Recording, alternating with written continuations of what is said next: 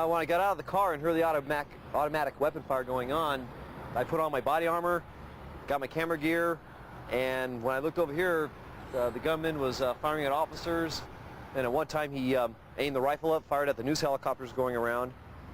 And so I pretty much stayed low and got my photographs from over here. Officers were pinned down, and also witnessed 3 people hiding behind a police car. And I noticed one gentleman there was shot several times as he was holding his arm, bleeding. The TV crew, they must have got here just maybe a minute or 2 before I did, because when we were over here shooting pictures, I met up with another photographer friend of mine, Mike Meadows, for Associated Press, and we got together and we decided let's go through the Hughes Market to get a better angle of the gunman and also of the tracing the other guys by the car, because we had a lot of obstacles, so we want to get a better angle. So we went through the Hughes Market, and when we came out, we saw the Telemundo TV crew crouched down by the trailer, and that was it, man. We go, hey, we got to get over to those guys. And so as we went through the Hughes door, which all the power was turned off, we opened up the doors and everything. We got through them, bullets started ricocheting over our head. We're right fucking here. This guy's over here. I mean, that's less than 100 yards, or about 100 yards, I think. It's pretty wild. Probably the first 1 or 2 minutes of this incident went down. You could hear over the police radio that the suspects had automatic weapons, also body armor. They weren't falling down.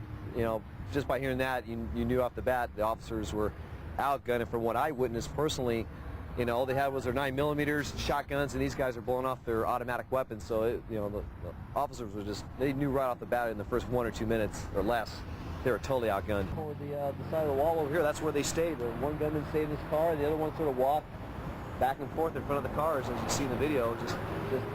I was waiting for these guys to make a break for it. I mean, when I was here, they could have gone through the cops with no problem. They could have gone down Archwood and just gotten away with no problem. They only had the green light, but they just wasted time shooting. And what I heard from the officers, these guys had Kevlar, which is the bulletproof vest type material. They had it down from the neck down to the ankles. And as you saw, these guys were taking hits. They weren't falling, so they knew they were superior. They knew they had way more firepower than the cops. So sure, why not? They had no reason to be afraid. Well, at the time we were hearing, there was multiple, maybe up to 6. But when I got here, there was only 2, the one in the car and the one on the side of the bank going back and forth firing at officers. So we had the impression there was more, because we were hearing stuff farther down the street, farther up. How those reports got that crazy, I don't know. But pretty much I just saw the 2 that were here at the time.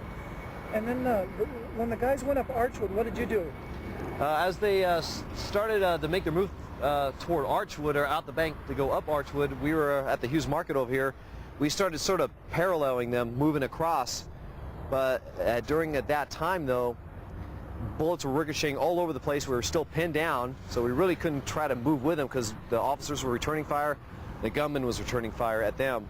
And so when that was going on, we noticed that the officers were going to bring an armored car coming in to do the rescue of the I guess 1 or 2 officers that were over here shot, and also the 3 people that were trapped behind the police. We started roping everything off once the thing started to become a code 4, because after the second battle of the second suspect was killed, the SWAT team came back down here to check the bank out, and at that time we were still down here with the impression there was more guys inside. Boy, on a scale of 1 to 10, I'll probably throw this up to probably a 15 or a 20 for police activity. I do a lot of fires and other disaster type photography, but as for police, this took the cake. For all the 14 years I've been doing action news, I've been in some shootouts, not that severe at all compared to this, but this takes the top.